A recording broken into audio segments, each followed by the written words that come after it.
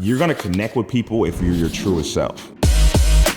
Eddie Francis has used his voice to propel his career from local radio to Apple Music. You had this whole Lady Gaga thing. Oh, Lady Gaga, we interviewed in my studio. This is crazy. But when you're in it, you're like, oh my God, I'm about to quit my job. Do I want to do this? And da-da-da. So, what was the question? I've known Eddie for years. He's a ball of light who's seen the highs of success and the lows that test what you're really made of. I was alcoholic. At the time I was drinking, it was, at that moment, as successful as I've ever been professionally. Look, I live in LA and I got this great job, and look where I'm working, I'm making all this money, but I'm empty. Going to rehab was first, I had to actually work through something. He saw me grow from an intern finding my path, and I watched him rediscover his. And I go into his Bel Air mansion. It was me, Dr. Dre, Quincy Jones. That's what makes this conversation different. Because the messy middle isn't about perfection. It's about what happens when you fall, get up, and keep going anyway. What is one question that people aren't asking themselves enough right now? Ooh. My brother. Yo. Appreciate you being here and making time. This is a good friend, a colleague that I've known for a long time. I want to say since 2004. So 20 years. I met you when I was an intern in 2004. Wow. Yeah. Wow. And where we are today, man. So I'm blessed. Eddie Francis, yes. my man. Appreciate you, man. Man, bro, for you, anything. I had a little bit more hair back then. Yeah. Yeah, but it's still doing all right. It's doing all right. It's barely holding on. It looks good in the shot. Yeah. Thank you. It looks good in the shot. No, but seriously, I appreciate you having me and watching you grow from such like a young person to a full-blown adult, and it's been fun to watch. And the thing about you is like you always had this eerie wisdom for somebody, even when you were at a younger age. Like even back then, you would like dress like an adult, kind of act like an adult. So it's no surprise. It's kind of like Jay-Z's music. Like Jay-Z always kind of rapped about being like a big Willie, like rich and doing fly stuff. So like Jay-Z now, you're like, yeah, that's kind of who you've always been. Like when we first got introduced to Jay-Z, this person you are. So you're kind of the same older adult as you were as a younger adult. I think that's the first time I think I've been connected to Jay. Take it. So I'm gonna run with that one. Take it, absorb it. It's yours. We the rock. Here we go. Well, I would like to say first off, man, like I am, outside of our kind of connection through radio as we started and music, I really respect the way you've continued to approach the ups and downs in your life. And outside of the title and all of the stuff that you have done, which I say he is currently now, has through quite a journey, a personality at Apple Music, working with people like Zane Lowe and Ebro and just the whole family. And so love to see the growth. But outside of the title and all of these things that we work towards achieving for whatever reason that we do, like who are you from your perspective looking in, like who are you and who's the essence of Eddie? I think the main principles I try to live my life by is just try to be a good person. Mm-hmm. That's it, man. Like there's a certain positivity that I know for me, like when I was growing up, especially like growing up in church, there would be like these older church ladies and you wouldn't know nothing about them. But when you walk by them, they always kind of made you feel good. Mm-hmm. And you'd be like, oh man, she's so nice or she's so sweet. And there'll be an older gentleman like that too. Like, oh, there's like a positive energy that this person is kind of letting off. And as I've gotten older throughout my life, I started realizing these are real things. Like there's these things that are not tangible. You can't figure out what they are and why they are. It's nothing physical.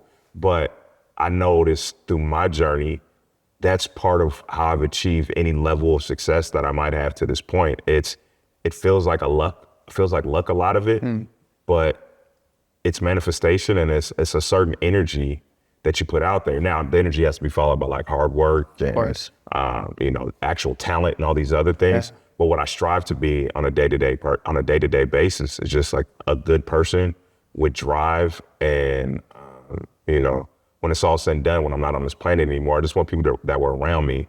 But he was all right dude, man. Yeah. I think we have these aspirations at a younger age where we want to change the world and we want to be one of these figures like a Malcolm X or Martin Luther King or Gandhi or whoever they might be.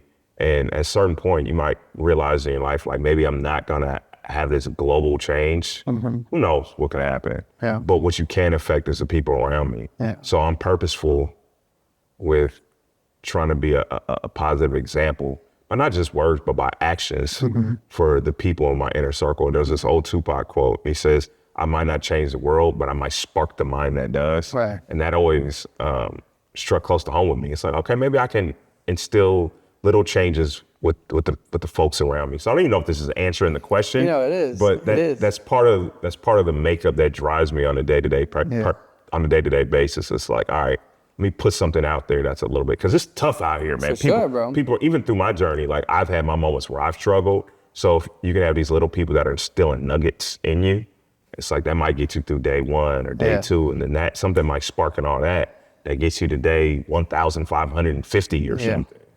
And then being on documentary with Quincy Jones and Dr. Dre, this happens, right? Yeah. We'll get to that, Yeah. but I think what you said, there's a couple of things to hit, man. I think there's a micro and macro to everything, right? Like an idea is the reason why, a major CEO is doing something or a corporation is doing something, or the reason why people were saved or a war happened or whatever it may be, right? And it starts somewhere. And even if we're doing it, my perspective is always like, even if it's something small, it's going to have a reverberation, right? Every action has a reaction. And so I think where you're going with that, like regardless of like a global scale or an impact somebody has, like we all have an impact. And I think your impact, without you knowing it a lot of times, like you said, is just being somebody that's good to be around, your energy, like that really resonates. That changes people's energy. You can change a room, and you do that. Anytime you go into a room, people know. You know what I mean? And that's because you have, the smile and the kind of like your laugh anybody can understand. But if you have something to say, it's going to be heard. And I think it's important to kind of like be present in that space. And you do that. And I think you do it because naturally you have just moved into these places of what you enjoy doing. And when you go to these parties, man, and there's the transition here, I think you'll understand. You go to these parties and you'll have these like super high, surface level conversations. What do you do? Where do you live? Whatever. And when you start talking about what you do, you can tell the people are like really enjoy it. And then they're like, man, it's so cool you do what you love. And in my vantage point, I'm like, what do you love? Why don't you just want to do it? So you do what you love. Yeah, I do. Like, what is that feeling like? And what was it for you that kind of like really brought you to a place where you feel comfortable in this space to be able to share what you love? So it's funny because initially how I got in this position, I don't know if you want to tell like my whole backstory, which is really, really long. It's like really long. You can condense it, TSL times. Yeah. So essentially, run with it how you want. Okay, long story short, a long time ago when I was a teenager, and I'll tell a quick version. I used to pray for like a job in music. Like I said, I don't know what to do, and I didn't have any direction. And as a young person, you're a teenager, you're delusional. You're like, I'm gonna be successful, and you don't know the work you need to put in. You don't have like a path, and I grew up in Seattle. You're from the Seattle area, and we don't have the entertainment industry there. Right. So pursuing these goals it doesn't seem achievable. Right. But you're just delusional enough to figure out, like, I just need an opportunity. So for me, I used to legit pray for this every day. And one day I had a friend, Justin Booker, he was like, hey, the local radio station, little tiny small radio station, they're having like different high schools every week, and it's our high school's turn. Do you want to go with me? And I didn't have a car, and I'm like, yeah, I'll go with you. Yeah, sure. You gonna give me a ride? Because I don't got a car. Justin Booker, like, all right, cool, go with me. So fast forward, we go down to a little small black radio station called KRIZ. It's only, at the time, it was only on like an AM station. Mm-hmm. And the dude says, everybody say their name and what grade they're in. And I go, my name's Eddie. I'm a senior. And I said something. So like some out of a movie, the program director comes into the room, goes, who said that? I'm thinking like, maybe I'm in trouble. I'm kind of confused. And I was like, me? Hey, Frank P. Barrow's dude's name. Shout out Frank P. Barrow. Yeah. He's like, can you come record a commercial for me? So I was like, all right. So I'm going to gives me script, read it, know what I know now. Was not that good. But he put like this little bug in my head, and I was like, hey man, you think I could be a radio DJ? And he's like, yeah. And I'm like, huh, I can be a radio DJ. So I was like, the spark. It was a spark hit. So fast forward a year later, the bigger radio station has a contest for a DJ. It's like hundreds of people show up, and I ended up winning it. Yeah. But all that started way back then. It started with the prayer. Right. It started with the like, all right, how do I get in the music industry? Yeah. It was me going down to the radio station, just being somewhere, and a friend's like, hey, do you want to go? Then the guy at the radio station was like, record this. Yeah, you could be a radio DJ. So all this time, people are like there's these weird circumstances that are happening. The energy is coming to you now. You and know I'm what I mean? like, all right, cool. Like, all right, perfect. I need to, this is what I need to do. You know what I'm saying? So in every step along the way throughout my journey, there's been these weird fork in the road moments where it's just like, I kind of just got to go for it, because this is the one of the last fork in the road moments I had that get me here. And I had kind of made up something in my head, and I was like, and somebody's probably said this before, but mediocrity will always be waiting. But you have these really brief moments to actually go for it. And I was like, what do you want to do? And the reason why mediocrity will always be there, because it's comfortable. And a lot of things you're going to have to, and we've heard a million CEOs say things like this. And it's like, what does that really mean? It just sounds like verbiage. Yeah. But throughout my journey, there's been these moments, and I've been scared. Like, I've been like, oh no, I don't want to do it. And I've had to have people talk me into it. Yeah, Because of course. because I get to sit here with cameras in front of my face and talk to you, and you get to see a different version of my journey, like years, 20-something years later. But when you're in it, you're like, oh my God, I'm about to quit my job. Do I want to do this? Right. And da-da-da. So what was the question? Basically, like, to the point that you've achieved this place. Like, you've gone there. You're doing what you love. Like, that journey to get there. Yeah. Right.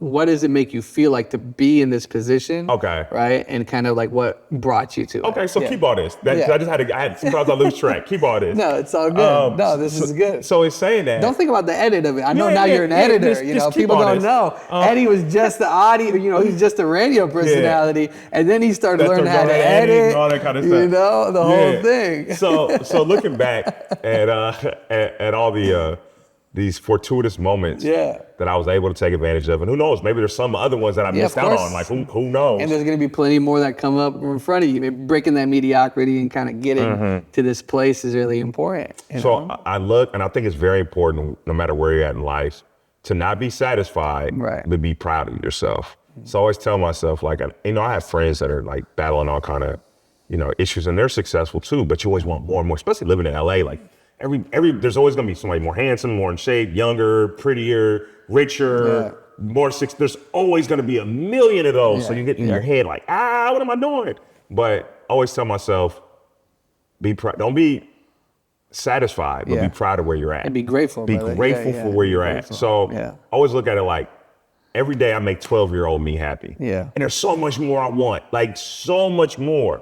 But I can wake up and realize, like, yo, I'm grateful for where I'm at today, because so many times I could be somewhere else way worse. Like, and it almost happened. And it probably in theory should have happened, but for whatever reason it didn't. So I'm happy. The theory is in your mind. Yeah. Right? Because like what you achieved, and we'll touch on it a little bit, because you were battling addiction, in your own right, as you were like on your climb that you thought was like the level of success that you were fighting for, and then you took a dip and you kind of went back up and you took another dip. And so like, talk a little bit about, fighting addiction, and you're the way that you did it, and why, I think a lot of those things happen. Everybody says it happens for a reason, right? But it's a catapult for you. You know what I mean? It really catapulted you to provide like a residual effect in how you work out, how you eat. If you know Eddie, you follow the story. He's in the morning. He's in 3:30, I the wake up gym. 3:30 a.m. 3:30 in the morning. Yeah. He's in the gym very early. You know, he's putting up, plenty of weights. Yeah. He's not, he's not. Yeah, I mean, you're a strong guy, though. You got like that little ant thing where you just, I'm just saying. No. I'm just proud of you for doing that. Yeah. But I'm saying, like, talk a little bit about that addiction, that, that fight through it. Yeah, you so know? I'm happy it happened, man. I really am, because the biggest superpower allowed me to have is empathy. Yeah. So just for clarity, I was alcoholic. I used to drink all the time. And at the time I was drinking, it was, at that moment, as successful as I've ever been professionally. So, and the thing about drinking a lot is it's socially acceptable. So a lot of your peers, they might have problems too, but they're not really seeking help. And I'm getting 6 shots tonight. We all did it. It went from socially acceptable to being a problem. So to rewind a little bit, what happened was, I was working at a call center, right? And I got laid off from the radio station years later. Like, I started the radio station when I was 19, when I was 32, so that was 2012, do the math on my age. Yeah. 2012, I got laid off, and I'm like, oh my God, what's going on? So I ended up with I was already drinking a lot anyway, because we were at parties, we were at clubs. Yeah. Who knows if it was really an issue at that point, but it didn't seem like it was an issue. So when I get laid off, I got a lot of downtime in my hands. I'm depressed, and we just, it was my birthday week. We had just bought tickets to go to Vegas. So now I'm in Vegas without my job. That's weird. And I'm down. So living in Seattle, there's not too many other paths for a longtime radio DJ without formal education. I barely graduated from high school. Didn't really go to college. What is my next step? So I had to go get a real job. So I'm working at a call center, and I'm like, yo, this is brutal. Like, it wasn't for me, right? So I'm going through the motions, and then so many things changed how I perceived like what's normal to people, and just how we, in America specifically, I can't speak to the other parts of the world, and how America specifically, how this cycle of like working essentially until the weekend, right? Yeah, and there was a song, everybody's working for the week. I didn't know what that meant until I worked at the call center. I'm like, oh snap! So you're just going through your depressing ass job.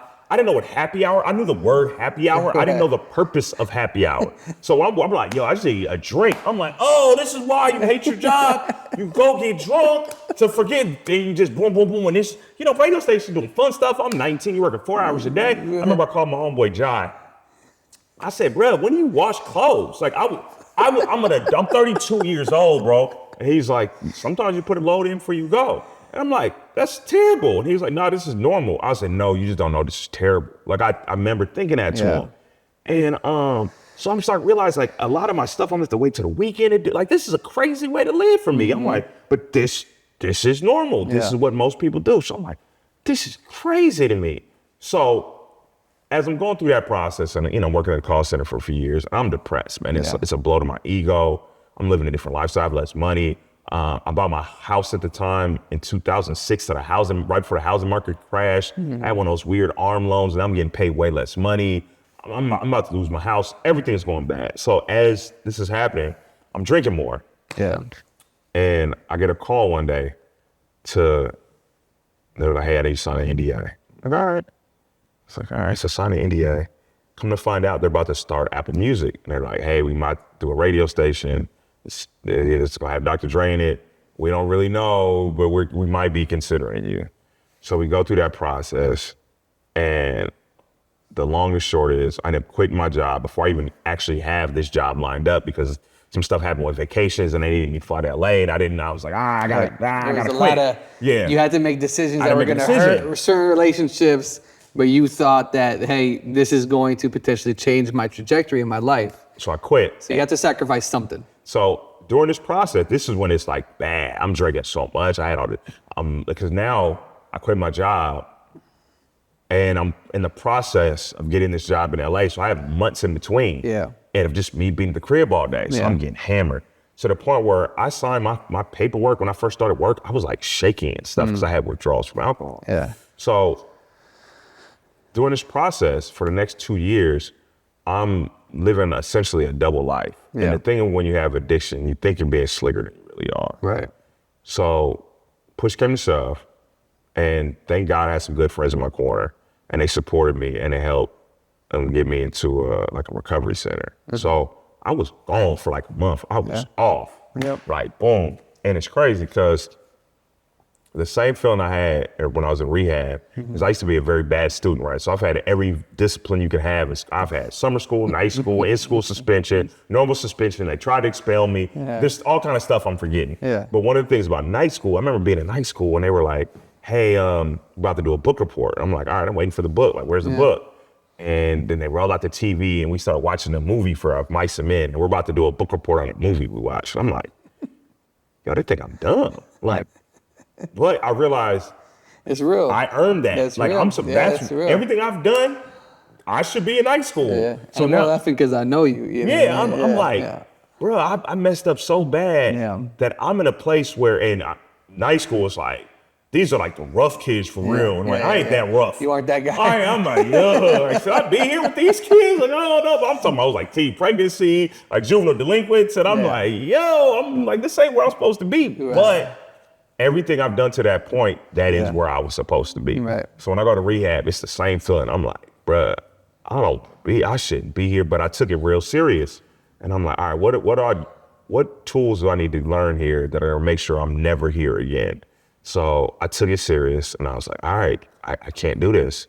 And that's what ended up powering me through. So in hindsight, I'm glad I went through it because I've had friends this week that people in their lives are struggling addictions, different kind of addiction. Of course. And they're coming to me for advice. And I'm like, and I think I look at that as a privilege. Yeah. Because there's so many people along the way that they've either never gone through anything like that or they don't know the other end of it. Right. I was going to say you experienced something that really puts them in a position where they can be vulnerable with you, which they can be with others, because like you said, you're living a double life. And people got to understand, like, you're living a double life and you're on a show with Dr. Dre. Yeah. You know what I mean? And you're like a prominent figure that people who've been following you for a while looking up to, and you're having this internal conflict with yourself that nobody really knows. So just imagine what these other people are going through. It's embarrassing. Well. Yeah. It's embarrassing that you're in a situation where you might lose it all. Like I could have lost it all. Everything. Everything. Yeah. And you don't really want to tell people. So when people come to me, hey, I'm appreciative because it's like there's a level of trust that they have that they feel like they can come to me. And then they also are thinking like, well, here's an example of someone that came out the other side. For sure. So I look at it as a privilege, and you know, everything that I went through, I'm grateful because I did make it on. Like, who knows what happened if I didn't? Sure. But it's just, I always tell people I'm not that special. Right. So when you say the things like you get up at 3:30 in the morning and you do this and do this, I didn't used to do that. I used to be one of those people like, man, I wish I was addicted to working out. I don't know how those people do it. I'm just vain enough. When I started seeing results, I was like, well, listen, like this is how saw a little bicep. This is how I'm gonna look, man. we gonna have to do some things. So I tell whatever tools you need to help drive you to make a better version of yourself, just do it, bro. Yeah. Was that like I guess, because now you've worked through the storm. You know, you're in this position. There's all kinds of storms that are going to happen regardless. Yeah, we're still going. That's There's life, all kind of stuff we go through. But was that like, if you were to look at the truest version of yourself and say like, what is the darkest or what is the deepest truth that you had to face that really kind of shifted who you were? Was it at the phase? Yeah. And you think that was the case? It was 100% that, because also everybody thought I was good. You know, and I come from my mom and my stepdad. They sacrificed a lot to try to give me as good a life as possible. And the generation, you know, my aunts and uncles, and, you know, they all had like addiction issues, or, you know, they had to work themselves out of poverty. And, you know, some of them are past, some of them, the ones that are alive, are in a lot better place than they were when I was a kid. And I'm happy to see that. But it's difficult when you come from that to say, hey, look, I live in LA and I got this great job and look where I'm working, I'm making all this money, but I'm empty. And who do you go to in that situation? And especially as men, and specifically as Black men, there's a certain machismo that you have, like, I got this under control, like, I got this. I remember calling my homies before I was about to go to rehab, and one dude was like real empathetic and was like, yo, man, like, I'm proud of you. And the other one was like, man, you don't need to do that. And I was like, man, like, what you mean? Like, I'm trying to, I'm bare in my soul. And let you know, like, this very vulnerable moment, what I'm about to do. And one was like, you don't need to do that. I'm like, man, come on, man. Right. Yes, I do. So, yeah, I learned a lot of things about myself in that moment. And I'm just glad I had a support system that was able to help me make those right decisions and push me to make those right decisions. Because when people say I was in a dark place, like, I know what that feels like. Yeah. Like, it's hard to explain until you've actually been through it. And I think most of us have been through it, but I hadn't known what that was until this point, until I was there. And it was a moment where it was it could have went sour. Yeah. I think you're like the version of you that brought you to that place and not too long after saw it in a particular way, right? Like, you experienced it, you battled through it, and now you're like on the other side. But you've evolved quite a bit since.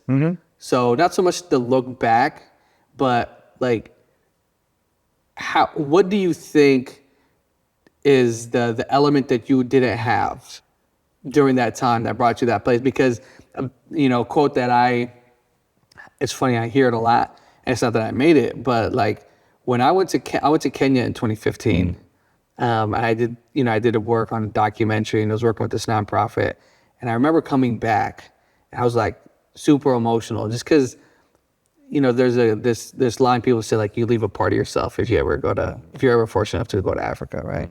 And I learned the same thing when I went to the Middle East, and I went and visited Lebanon and all that. But you don't know what you don't know, and that kind of like hit me.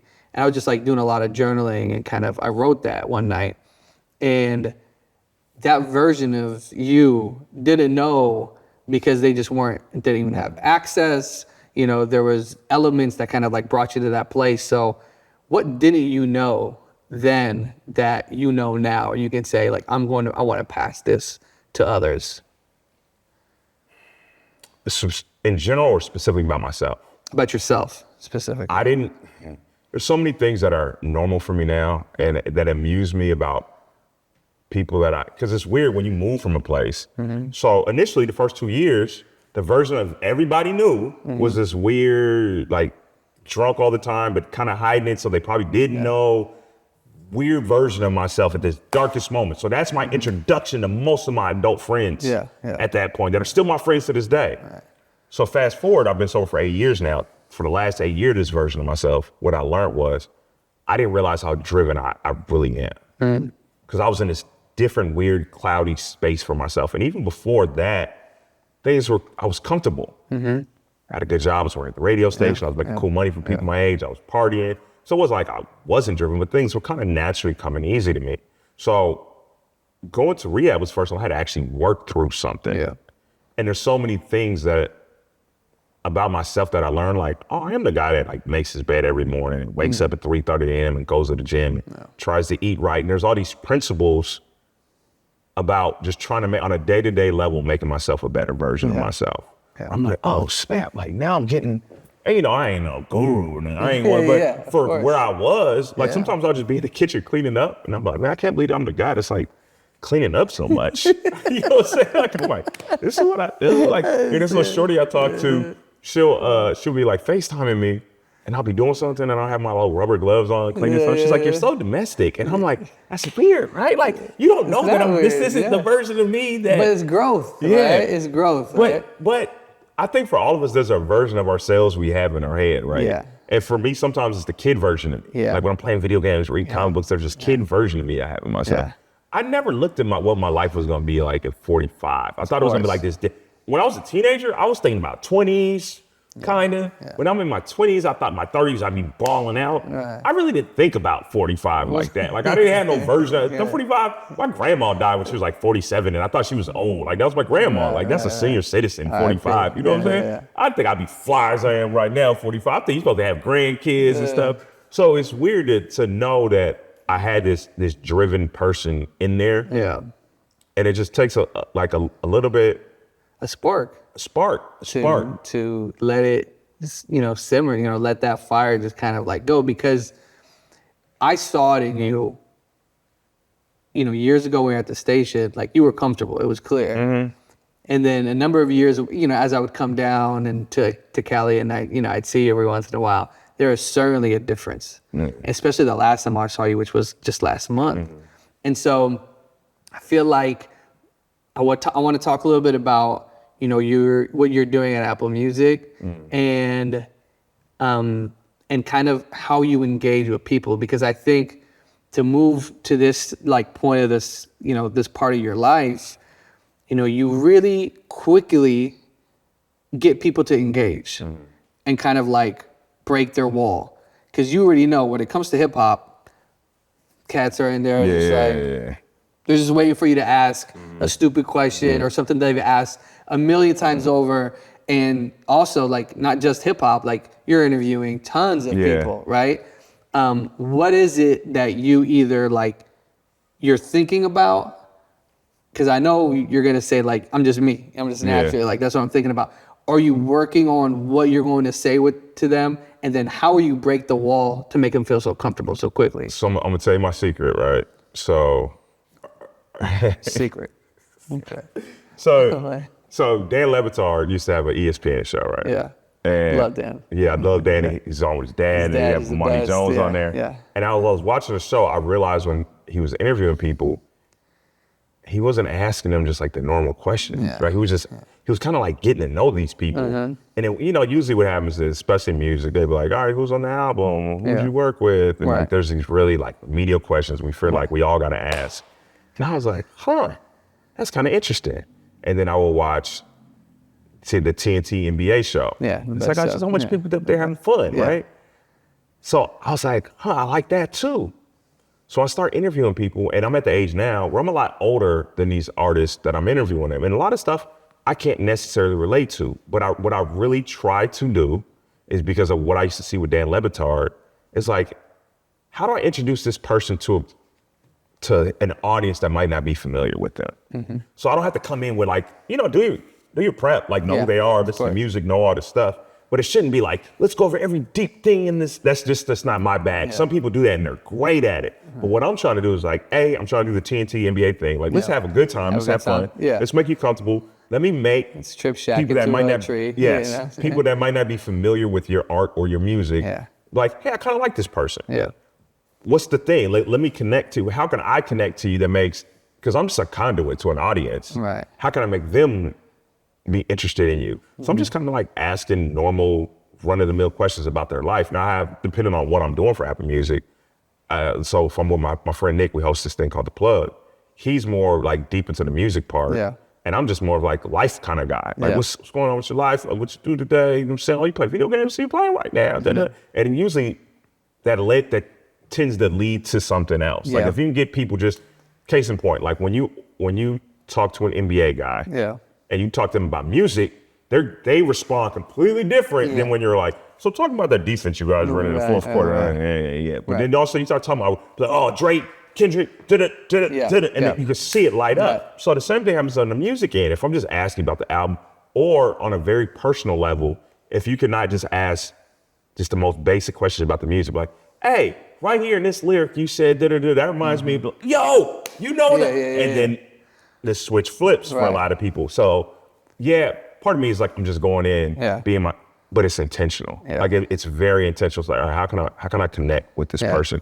And sometimes, a lot of times, you'll know that when that exact moment happens in the interview. You see it like in their eyes, or their body movement, or they see something. And so you might be, and then all of a sudden at some point, you're like, and the interview changes from that point on. So the goal is to get that moment. Right. And what a lot of people, whether they know you or not, for those who do know, you're a big comic book nerd, big time nerd, right? In that sense, like, but I always, because you already know, where if we're talking, I'm talking wrestling. Yeah, you're a wrestling guy, which is big right now. Part, it's a big moment being wrestling. It's big, man. You're just catching up, bro. It's really big right now. But I always, when talking about creative and kind of, my inspiration around storytelling, right? And my interests, so much of it started in watching wrestling, right? And I feel like it's because of the character development.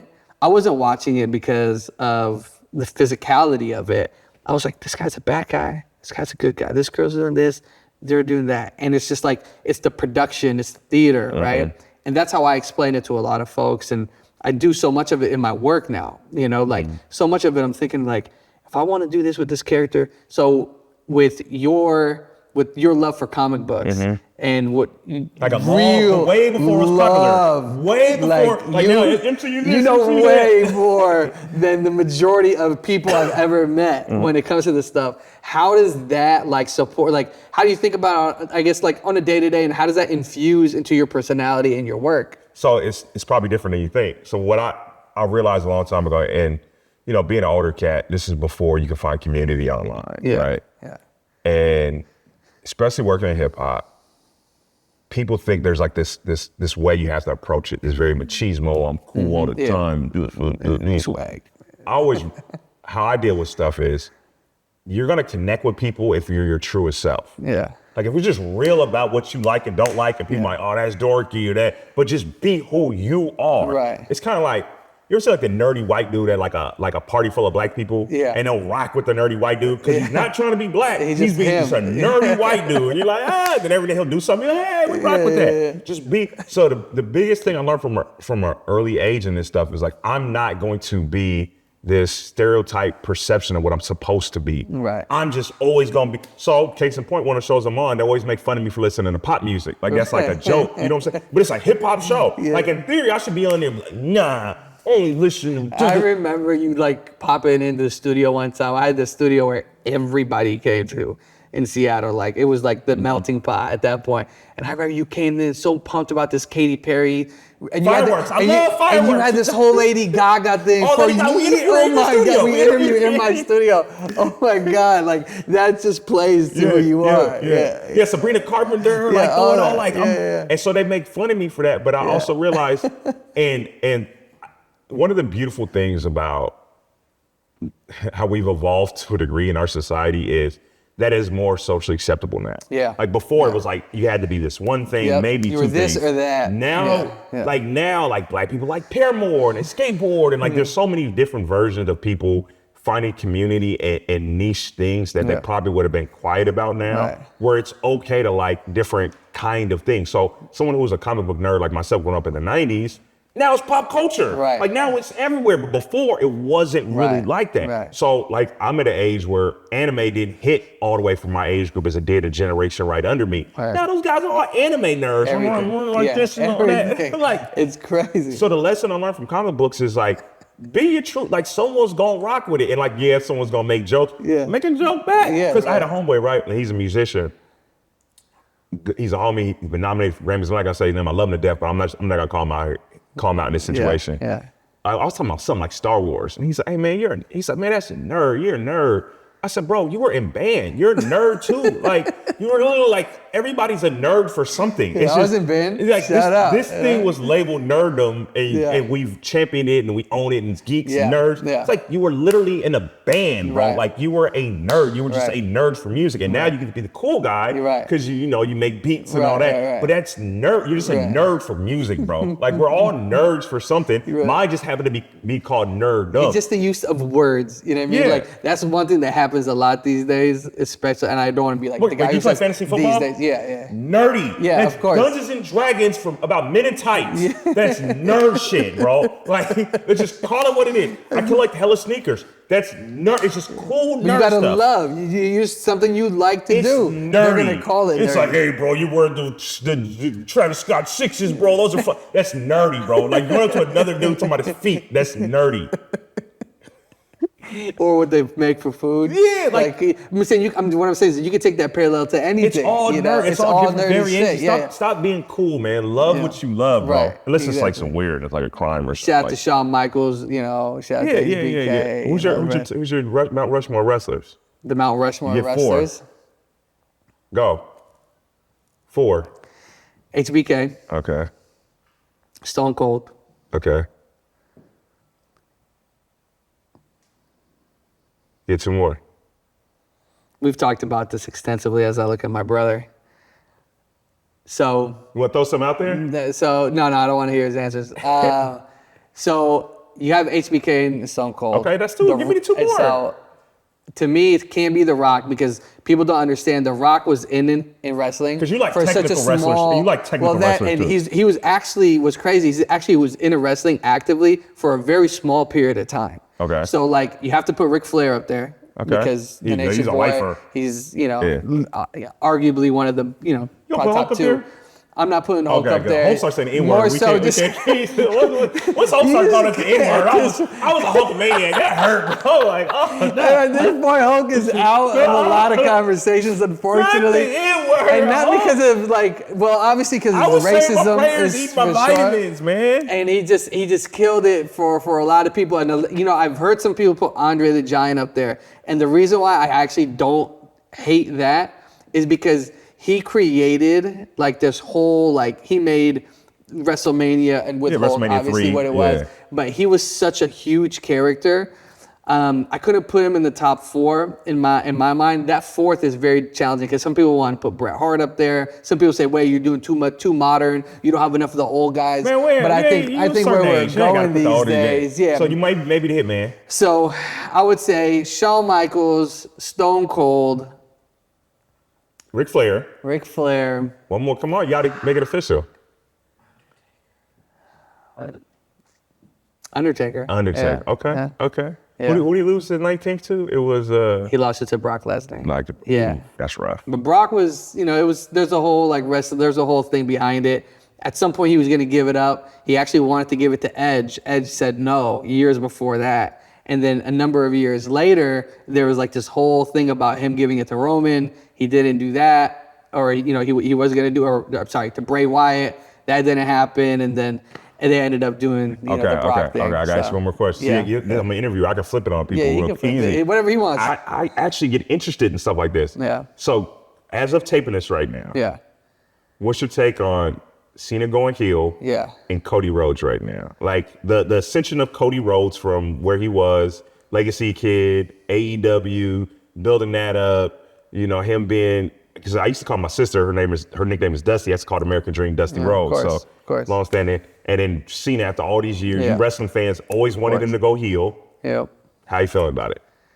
Well, I'll say it was an unbelievably scientific, creatively brilliant move in how it was done. Cody is the Captain America for WWE. They call him the quarterback now. But what they did and how they developed his return was it's one of the best things that the WWE has ever done with a character, and how it just continued to ascend. Because what a lot of people don't know, if you don't watch wrestling, and if you do, I'm just kind of giving you lip service, but he was supposed to take a step back last year at WrestleMania, and it was supposed to be The Rock and Roman, and that was booked and ready to go. Cody won Royal Rumble, and instead of pointing at who he was supposed to take on, he pointed at Roman. And he essentially called his shot, something you don't do in wrestling. And that next week, that next Monday he was on, the crowd was so crazy. And this is the beauty of wrestling. The fans can really shape and change the characters and the storylines. And they did that for Cody because of his true organic, the love that people have for him. My wife, who was my fiance, our relationship literally started the weekend Cody came back to WWE and took on Seth Rollins at WrestleMania. And I asked her, I said, babe, we can do anything you want, this weekend, but there's this thing called WrestleMania that happens on Saturday. If you want to watch it.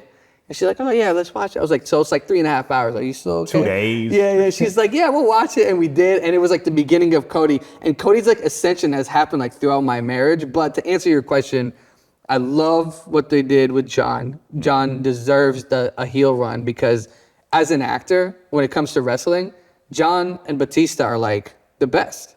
They really are great actors. Not, hey, Rock, now you got Scorsese film. It's just but what he's it not, is. It's just what it is. Yeah. And so he has real nuance in his eyes, and what he did was just unbelievable. So the pop, aka the reaction, I love a good pop. Was unbelievable. I will say, the greatest storyline in the history of wrestling is the Bloodline. Oh God, the master. What's it called? That's Some not chief. even What's it called? the tribal chief. Listen, And all so I we know about always wrestling got right now Yeah. is Bianca Belair and Jade. What's her Cargill? Jade Cargill. Man, They ain't have like that when I was watching wrestling as a kid. I would open up Twitter and be like, Oh hey, my they God, like, they doing it? changed And it wasn't, the what happened to game. the Mercedes girl? What happened to her? Mercedes Monet. What happened to her? What was her name back then? Well, she was Sasha Banks. Man. She's at AEW. Let She's they had them beautiful as 3 well. and WWE still right, bro. Yeah. No, there's incredible talent across the board. Shout out to the young men that can watch them growing up now. The female wrestlers are the greatest wrestlers, like the greatest generation of wrestlers that WWE, just wrestling in general, has ever seen. From New Japan, from just international, from South America. All right, we got to cut you off. Now it's got to go back on me. We not letting go too long about wrestling. You might have lost some audience now. No, it's all good. But I said, be a nerd for what you're a nerd for. What I want to do as we're getting closer here to wrapping up is I want you to just think about kind of like the people that you've come across, right? And the work that you've done and kind of like your evolution. And what does not necessarily like your next step look like, but how are those people so integral to your growth? And how mindful are you of the people you have around you? So it's evolved, right? So initially, taking it back to our other job now, it's when you live in a city that's not your LAs and your Atlantas and New York, pre-internet, it's very hard to find people that have a similar vision as you. You can be like an outsider, a little abnormal because you have these grandiose ideas of where you want your life to be, but you don't really have a game plan. Like you don't know how to get there. So finding mentors is difficult. So when I got in the building, the only older person I had at the time was Julie Pilot, right? And Julie Pilot was one of the people, like, if you know my story, she's the reason why I started working at the radio station because of a question that she said on the radio one day that I answered. And it's a long story. She's the one that hired me at Apple Music that got me to LA. So it was. There's people that the universe puts in your space. Yeah. And you got a connection, and Julie was certainly that. She was. That was the initial one, and their ability to kind of dream big to the point where it almost seems crazy. Yeah. Where you don't even believe it. But the thing about people like that is they can see things in you, and Julie was one of those people for me. They can see things you don't see in yourself. Right. Like they'll like you did it, and you'd be like, wait, what? And I remember one of the first stories that outside of her that this happened to me. And this to answer your question. Yeah. When I was young, like the first year I started being a radio DJ, Angie Martinez came, and this was where she was like doing her music, right? And she was working on an album. She came to the radio station, and I was talking to her. Nobody else really wanted to do it. And that's why it went to me, even though, I probably shouldn't have been doing it. And Angie Martinez, if you're not aware of her, she's legit in the Radio Hall of Fame, right? Mm-hmm. So I come and do this interview with her about her new album at the time. And as we're walking out the studio, she goes, "You make it in New York." And I guarantee she don't remember me. She don't know this conversation. If I said this to her, she would have probably no recollection of it. Right, of course. But I kid you not, that has fueled me. To this day, I think about that. Like, wow. To this day, because I'm like, damn, Angie Martinez saw this 19, 20-year-old person who wasn't that good at what he was doing and was like, nah, there's something in you where you could make it. Like, she instilled that in, like, she put that spark in my back. She planted a seed. It's real deal. She really did. So all the people that are, because everybody that you want to be a mentee of doesn't have your best interest at heart. Yeah. Like they might just do it just because they're doing it. But the best people around you will see things you don't see in yourself, and they'll give you sparks, and they'll do it like almost inadvertently. Mm-hmm. And I've had so many people like that where, I'm gonna be honest with you guys, if you are even slightly self-conscious, you'll have imposter syndrome. Mm-hmm. Some people are delusional and they don't have it. But I don't care how successful you are. Like I've had conversations with people. I'm talking about, I was a grown adult in my 30s, like thinking I was tripping. Like, man, wow, my God's imposter syndrome. You start talking to people that are pretty successful. I'm like, oh, yeah, I get it all the time. They're like, what? You're successful. Yeah. Talk to somebody else. Oh, I get it all the time. Yeah. You get imposter syndrome? So you start realizing, hey, all right, cool. Everybody kind of has that. That's actually a good thing to a degree. Because what it should do if you're doing it right, it should give you like, all right, well, I got to try extra hard and be tight with it because I don't feel like I need to earn to feel like I belong here. Right. So yet again, people along the way that can instill like these little sparks in you and the inspiration where to the point where it's almost inadvertent. Yeah. Those are the people you need to gravitate to. And so in turn, what I try to do is when I see things in people, verbalize it. Like I'm the kind of person that some say call somebody, I'll just call them out the blue for like no reason at all. Or sometimes like this young lady I work with, she has a cool voice. I'm like, man, you got a cool ass voice. She's like, you think? I'm like, yeah, you should like be in cartoons or something. And I'm just being silly, but I'm kind of like, I don't know, maybe she will be in cartoons one day because I hear something in it. Right. So, man, if you can find those people, it's important, bro. Yeah. But there have been so many individuals along my journey that have given me a battery in my back at times where they probably didn't even know it. Yeah, that's a beautiful thing. Being aware of it and like acting, because that's the next thing, right? Like you actually have to do something then, right? I think it's important. So Julie Pilot really kind of was a real force in a lot of ways, because not only was it in Seattle where she supported and kind of really put you on, but it was in this transition when you were gonna make this like huge step in LA. And through that decision and through that evolution, you ended up with Dr. Dre. Yeah. You ended up in studios with Quincy Jones, right? To bring that back up, right? You know, one of the, was it the third name in the one of the greatest like the music third, documentaries in the history. On Netflix right now. I was just telling Noah, who we were as a crew, we were talking about documentaries. Defiant Ones is Oh, the Defiant Ones documentary. arguably like the greatest of all time. But you ended up in the sequence in a studio with Quincy Jones, in my perspective, the greatest producer ever in history. Like, how was that? Like, how did that come about? And kind of like, what do you take away from that experience? There was so many levels to it, bro. Yeah. And I'm gonna rewind because I talk a lot, and I can't. I'm telling you, my story's so weird. So my mom, when I was a kid, growing up in Seattle, Quincy Jones was like this North Star, right? Yeah. And life's different back then. There's not internet, and we only had a handful of famous people, right? We had at that time, Jimi Hendrix passed away, rest in peace. Bruce Lee passed away, rest in peace. You know what I'm saying? In the 90s, Kenny G was becoming a thing. That's different. That's over here. We have a whole bunch of NBA players. We didn't have none at that time. Like Doug Christie was about to happen. So you only had like 3 famous people that you could point at outside of the rock world. I'm not in the rock world, but shout out to all the homies that were in the garage. So, and Quincy Jones is black. So that adds another layer. And he's alive. So it's like, yo, I couldn't be Quincy Jones. It's crazy. So my mom, when I was a kid, used to tell me the story about like, she met Quincy Jones's mom on the bus. And it was something weird where she pointed at me as a baby. I'm a baby, right? And she points to me as a baby. And I was like, so she told me this story growing up over and over again, right? And I don't know, she like said she manifested something in me or saw something in me as a baby, some weird story like that.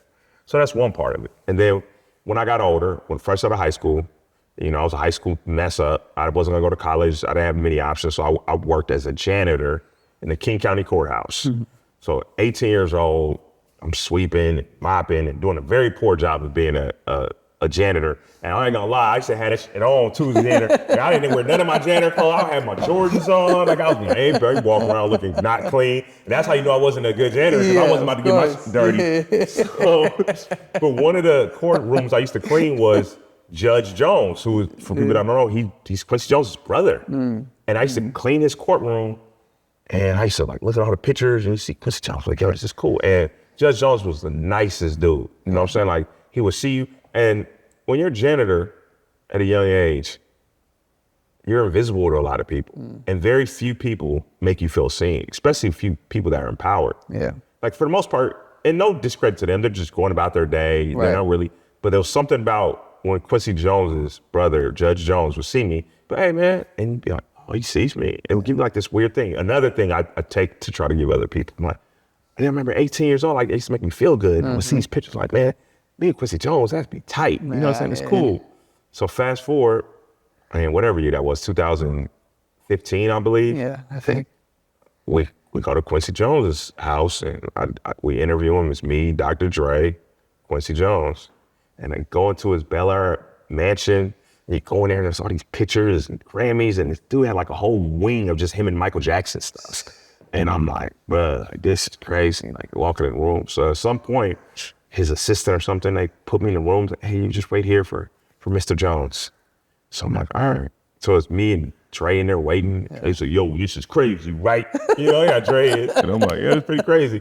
And then, we go back on. Yeah. You heard him in the song. No, like, yo, of course. So he picks up a Grammy one point. Like, what you got a Grammy, it's an Oscar. Hey, what you think? And it's just me and him. And I'm like, oh, this is crazy. So, and even in these moments, I'm like, man, what is my life right now? Because this is still new to me. Right, like, yeah. I don't think this was fresh. This is like, I try not to ever lose like how abnormal my life can be at times. Like, because a job always eventually becomes a job, and no matter how insane it is, so I'm always going first world problems all the time. Exactly. I think about that shit. Yeah. So we're there, and at one point Quincy comes in, and he's talking to Dre. Him and Dre over there sitting, and I'm like, I don't know if I should be in the same room with these two. So I kind of like mosey on over to like a corner where they can talk, and I could be over here, and they're talking, and then he's looking over his paper. They must have gave him like a rundown who all's in the room and what their deal is. And like, oh man, who's from Seattle? And I'm like, oh, that's me. He goes, oh, I'm from Seattle. And I was like, oh, yeah. I know. He goes, you ever seen my mural? And I'm like, yeah, Garfield High School. I've seen it. And he starts talking to me, and I'm like, it's this weird full circle moment from like two different things in my life. That baby story I've always been hearing, me cleaning up that courthouse. And I'm just like, yo, I can't believe I'm truly full circle. So I'm just like mind blown. And at some point, they're like, hey, we need you to sign something. They're making a documentary. Yeah. And I've been in entertainment so long that eventually, every now and then stuff like that happens, and you generally don't end up in it. Right. So, I don't know, like 2 years goes by, and somebody calls the, hey, man, you're Quincy Jones documentary, and I'm like, what you mean? Like, I'm thinking, man, like when I walk by or something, they're like, nah, you're kind of in it. Yeah. So then somebody else texts me, it's like, yo, bro, you're the Quincy Jones. And at this point, it's not out yet. Like some people I saw, like a premiere. Got it. And I'm like, what do you mean? They're like, nah, like you're in it. So I think I had to wait like 2 or 3 days when I finally came on Netflix. So I'm like, all right, cool, let me see. All right, where am I gonna be in this thing? And I'm in the opening shot of the damn documentary. And I'm like, yo, this is crazy. I mean, I'm not even gonna lie. Every time I go meet a girl, I'm like, hey, man, you see that Quincy Jones? I wouldn't even say nothing. I would just have them watch it. But you should really watch it. But is that you in him? Yeah, I just, What's up, man? What's up? Actually, don't even tell me what your number is. Did you see this? Watch the Quincy Jones. I actually have it playing on my phone right now. Yeah. So for me, man, it's one of those moments where every now and then it really hits you. Yeah. And when that happened, it really hit me. Like, yo. And then, what's wild is I'm still like, I was at Quincy's house, like, Dave, you want a drink? I'm like, I just had a lot last night. You were just, wow. But nah, it was wild. Appreciate you sharing that. That's dope. So I want to know, to tie into that, because I think this gives, people, and I want you to share it because you shared a little bit with me before, but you've actually done some thinking since, because we talked about it, like your next move. What is part of your story that hasn't been told yet that you really want to share?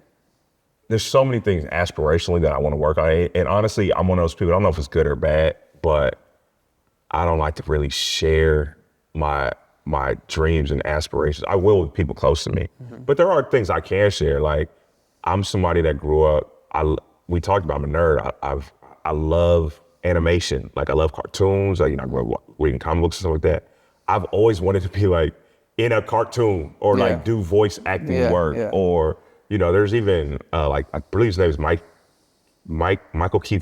Michael Richards, like this deep voice black dude that's in like helicopter. And if you know anything about people that do like animation work, they're in everything. Like the dude that Peter Cullen that does Optimus Prime, you think he's just Optimus Prime? You look up any cartoon in the 80s and 90s, he's in it. Like, you know what I'm saying? What's the dude's name? Frank Welker, right? He's Megatron. Google this stuff. Like, he's in every cartoon. Cree Summers. You know who Cree Summers is? No, she played Penny on Inspector Gadget. She was Freddy on A Different World. Like, she's in every cartoon. You know what I'm saying? Then people stay employed, and you can set up a little studio or something in your pool house. You're ready and to be go? back there like, I want that check. I just want to be in a pool house. Like, all right, Eddie. And I've been in video games and stuff before. I want more video games. So that's something I can share. Like, I would love to do just voiceover work because if you're lucky, you figure out what your gifts are, Yeah. right? Like, Yeah. I thoroughly believe everybody has some kind of gift. It might not be a gift you want. Your gift might be like, you might be really good at cleaning. Like, who wants that gift? Or like, you know what I'm saying? Like, some people are really good chefs, and that's a cool gift. Yeah, That's cool. There's nothing wrong with that. Yeah. And at some point in time, I have to realize, like, I guess my voice is kind of like this. I've been put in this position. I've been doing it for a really long time. Yeah. And It carries weight. You know what I mean? Your voice, it carries a lot of energy. You know? So anytime like someone calls me, hey, I need you to talk. Like, all right, cool. Because I heard this quote about Stevie Wonder. I go rewind 2 quotes. So there's this old football player. He's been retired. He's Hall of Famer. Aeneas Williams. You're a football fan. Of course. You know Aeneas is the Williams. man. So he's 35. Great. Yep. So he's played for Arizona and then the Rams. Yeah. There was the NFL used to have like these like daily shows that used to come on in the middle of ESPN, and it would be like NFL Film Presents, and it would just be about random NFL related stuff. And I remember this one particular episode, and then how it started was in a cemetery. I was like, why is it not in a cemetery? That's weird. And then you hear Aeneas Williams, and I got bros that used to do NFL Film Presents. He passed away like a few years ago, and his dad worked there too. And he's like, the most talented places in the world are cemeteries. I'm like, what? And he's like, because most people die without giving the world their talents. And he was like, when I die, I want them empty. And I was like, oh. So I want to give my talents to the world, just have them. So I was like, damn, that's tight. Like, I kind of want to do something like that. And then I heard years later, I seen another quote from Stevie Wonder. And if you know anything about Stevie Wonder, you know, anytime you need, like, look at how many celebrity funerals Stevie Wonder done performed at. Like, and I was at some event and he was just there and he started performing. Yeah. But I heard him say a quote that's like, this is his gift and he wants to give the world his gift. Yeah. Now, for years, I couldn't figure out what my gift was. I didn't know. And I was like, man, I do talk a lot and I do have some kind of like passion. Yeah. I guess this is my gift. I'm just a talker that can give passion to the world. Right. So when people call me, I'm here to give up my gift. Like, I want to go to the cemetery with nothing. Let it all come out. Like, this inspires any humans whatsoever. Take it. Right. Love that. Appreciate that, man. That's good. I'm gonna leave you with one last question. All right. Just keep it deep, you know, stay deep. You know. I got a feeling. I know where you're going because you know me. Let me hear what it's about to be.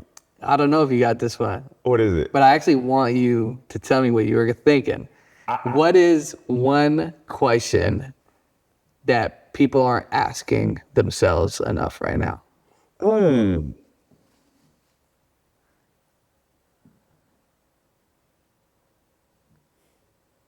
Then you got to tell me. Damn, I thought it was gonna be way lighter than that. I thought you were gonna have something Beyonce related. You talking about Beyonce? If you know him, Damn. There's about 90,000 times he's posted this picture of him and Beyonce at Summer Jam.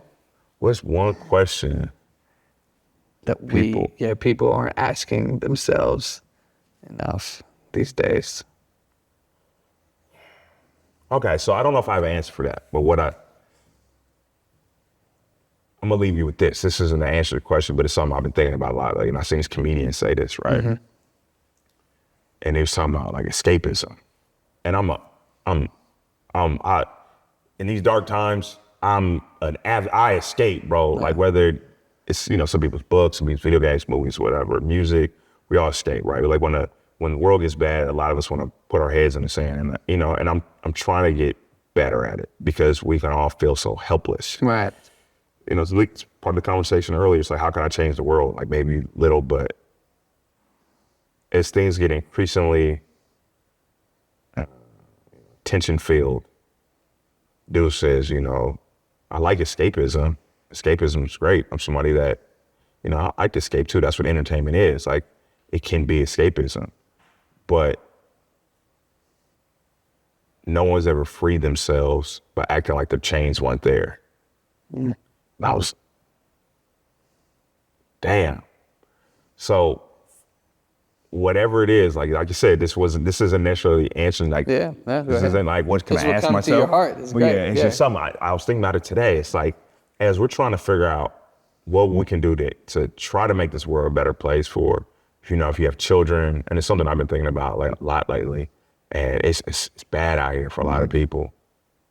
But as we try to escape, there is a balance we got to find, and I'm trying to find it myself, because you can't just put your head in the sand, because escapism isn't going to free us. And I've been thinking about that a lot lately. So maybe the question is, I'm asking myself is, what more can I do? And maybe that is the answer to your question. It's like, what more can we all do? And it's okay to not know today, Yeah. but we got to figure it out. That's some real stuff right there. That's beautiful. Appreciate it, brother. Thank you for your time. Appreciate you being part of this, bro. I got it. My guy.